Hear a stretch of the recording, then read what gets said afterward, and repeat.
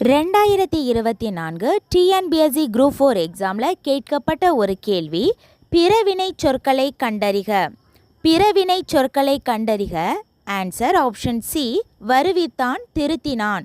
இது எதிலிருந்து எடுத்திருக்காங்கன்னா 9ஆம் வகுப்பு புதிய தமிழ் புத்தகம் இயல் 1 புக் பேக் கொஸ்டின்லேருந்து எடுக்கப்பட்ட ஒரு கேள்வி தான்.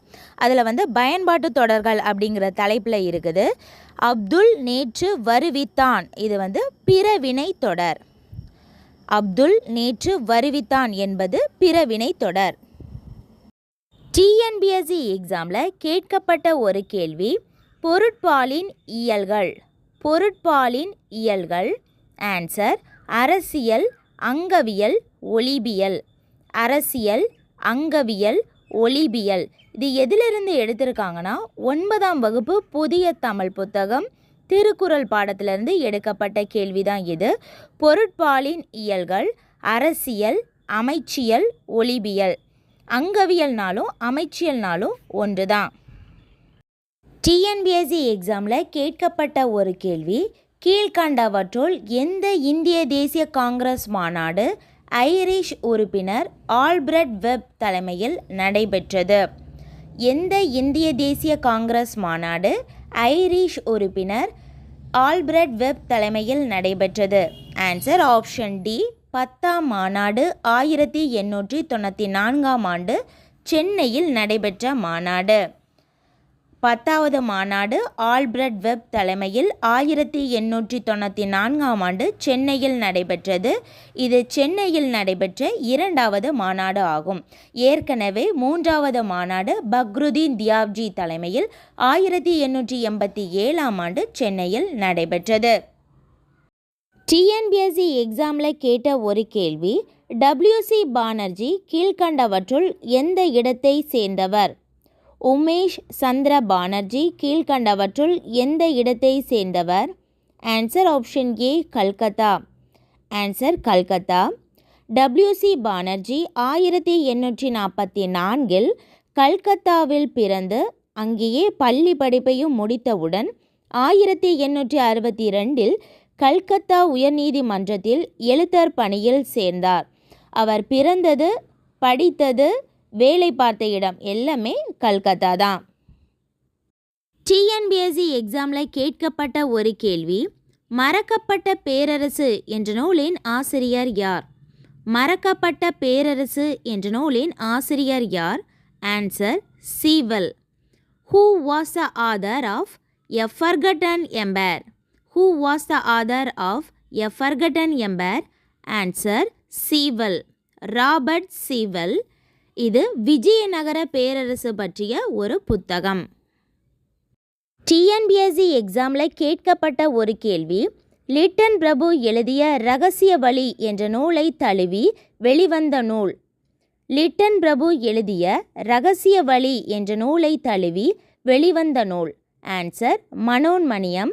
இது எதிலிருந்து எடுத்திருக்காங்கன்னா 12ஆம் வகுப்பு எத்திக்ஸ் புத்தகத்திலிருந்து எடுக்கப்பட்ட ஒரு கேள்விதான். வேற்றுமையில் ஒற்றுமை அப்படிங்கிற பாடத்திலிருந்து எடுக்கப்பட்ட கேள்விதான் இது.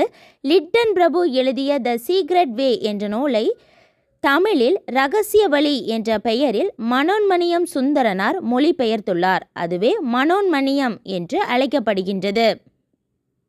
டிஎன்பிஎஸ்சி எக்ஸாமில் கேட்கப்பட்ட ஒரு கேள்வி, குண்டலகேசியின் கதை தலைவி குண்டலகேசி, அவளின் வேறு பெயர்.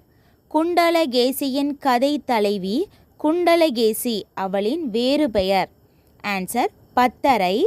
குண்டலகேசி அதோட பெயர் காரணத்தை நம்ம பார்க்கலாம். துறவியான போது கலைந்த கூந்தல் மீண்டும் வளர்ந்து சுருள் சுருளாக தொங்கியதால் சுருள் முடியினல் என்ற பெயரினை பத்தரை என்பவள் பெற்றாள். பத்தரை என்பதுதான் குண்டலகேசியினுடைய இயற்பெயர். டிஎன்பிஎஸ்சி எக்ஸாமில் கேட்கப்பட்ட ஒரு கேள்வி, பாரதிதாசனார் இயற்றிய நாடக நூல் எது? பாரதிதாசனார் இயற்றிய நாடக நூல் எது? ஆன்சர் பிசிராந்தையார். இது எதிலிருந்து எடுத்திருக்காங்கன்னா 7ஆம் வகுப்பு புதிய தமிழ் புத்தகம் இயல் 5 நூல்வெளியிலிருந்து எடுக்கப்பட்ட கேள்விதான். இவர் எழுதிய பிசிராந்தையார் என்ற நாடக நூலுக்கு சாகித்ய அகாதமி விருது அளிக்கப்பட்டது. அதாவது பாரதிதாசன் எழுதிய பிசிராந்தையார் என்ற நாடக நூலுக்கு சாகித்ய அகாதமி விருது அளிக்கப்பட்டது. ஆன்சர் பிசிராந்தையார். டிஎன்பிஎஸ்சி எக்ஸாமில் கேட்ட ஒரு கேள்வி, அறம் எனப்படுவது யாதென கேட்பின் மறவாது இது கேள், மண்ணுபார்க்கெல்லாம் உண்டியும் உடையும் உரையுளும் இவ்வடிகள் இடம்பெற்றுள்ள நூல் எது? ஆன்சர் மணிமேகலை. இது எதிலிருந்து எடுத்திருக்காங்கன்னா 9ஆம் வகுப்பு புதிய தமிழ் புத்தகம் இயல் 3 மணிமேகலை பாடத்தில் உள்ள பாக்ஸ் கொஸ்டின்லேருந்து எடுத்த கேள்வி தான் இது. ஆன்சர் மணிமேகலை. டிஎன்பிஎஸ்சியில் கேட்ட ஒரு கேள்வியை தான் நம்ம பார்க்க போகிறோம். மிசை எதிர்ச்சொல் காண்க. மிசை எதிர்ச்சொல் காண்க. ஆன்சர் கீழ். ஆன்சர் கீழ். இது எங்கேருந்து எடுத்திருக்காங்கன்னா 9ஆம் வகுப்பு புதிய தமிழ் புத்தகம் இயல் 2 உள்ள புக் பேக்லேருந்து எடுத்த கேள்வி தான். மிசை என்பதன் எதிர்ச்சொல் என்ன? கீழே. 2024ஆம் ஆண்டு டிஎன்பிஎஸ்சி குரூப் 4 எக்ஸாமில் கேட்கப்பட்ட ஒரு கேள்வி, சந்து இலக்கியம் அல்லது வாயில் இலக்கியம் என்று அழைக்கப்படுவது. சந்து இலக்கியம் அல்லது வாயில் இலக்கியம் என்று அழைக்கப்படுவது. ஆன்சர் தூது. இது எதிலிருந்து எடுத்திருக்காங்கன்னா 9ஆம் வகுப்பு புதிய தமிழ் புத்தகம் இயல் 1 தமிழ் விடு தூதிலிருந்து எடுத்திருக்காங்க. பக்கம் எண் 12 இருக்கு. தமிழ் சிற்றிலக்கிய வகைகளுள் தூது என்பதும் ஒன்று. இது வாயில் இலக்கியம், சந்து இலக்கியம் என்னும் வேறு பெயர்களாலும் அழைக்கப்படுகின்றது. 2024 டிஎன்பிஎஸ்சி குரூப் 4 எக்ஸாமில் கேட்கப்பட்ட ஒரு கேள்வி, முத்தொள்ளாயிரம் காட்டும் போர்க்கள சிறப்புடைய நாடு. முத்தொள்ளாயிரம் காட்டும் போர்க்கள சிறப்புடைய நாடு. ஆன்சர் சோழ நாடு. இது எங்கேருந்து எடுத்திருக்காங்கன்னா 9ஆம் வகுப்பு புதிய தமிழ் புத்தகம் இயல் 7 முத்தொள்ளாயிரம் அப்படிங்கிற பாடத்திலிருந்து எடுத்திருக்காங்க. பக்கம் எண் 188 இருக்கு. சேர நாட்டை அச்சமில்லாத நாடாகவும் சோழ நாட்டை ஏற்களச் சிறப்பும் போர்க்களச் சிறப்பும் உடைய நாடாகவும் பாண்டிய நாட்டை முத்துடை நாடாகவும் பாடப்பகுதி காட்டுகின்றது. சேர நாடு அச்சமில்லாத நாடு, சோழ நாடு ஏற்களச் சிறப்பும் போர்க்களச் சிறப்பும் உடைய நாடு, பாண்டிய நாடு முத்துடை நாடு. இந்த முத்தொள்ளாயிரம் 900 பாடல்களை கொண்ட நூலாகும். இதோட ஆசிரியர் பெயர் அறிய முடியவில்லை. ஆனால் 5ஆம் நூற்றாண்டை சேர்ந்தவராக இவர் கருதப்படுகிறார்.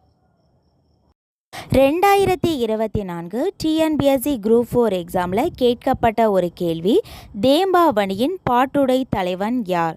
தேம்பாவணியின் பாட்டுடை தலைவன் யார்? ஆன்சர் வளன். இது எதிலிருந்து எடுத்திருக்காங்கன்னா 10ஆம் வகுப்பு புதிய தமிழ் புத்தகம் இயல் 9 தேம்பாவணி பாடத்திலிருந்து, அதாவது பக்கம் எண் 214 எடுக்கப்பட்ட கேள்விதான் இது.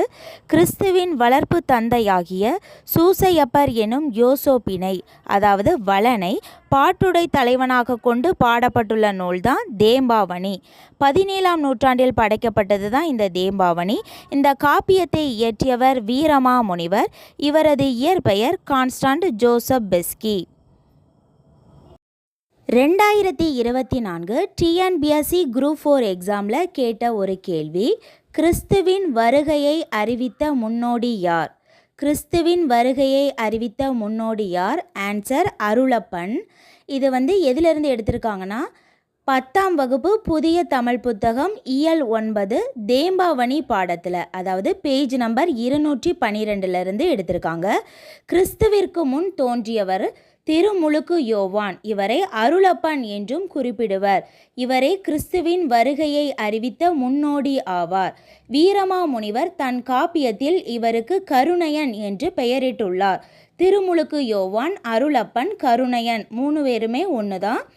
இதில் ஆன்சரில் ஆப்ஷனில் யோவான் இருக்குது, திருமுழுக்கு யோவான் அப்படின்னு இல்லை. அதனால் அருளப்பன் அதுதான் சரியான விடை.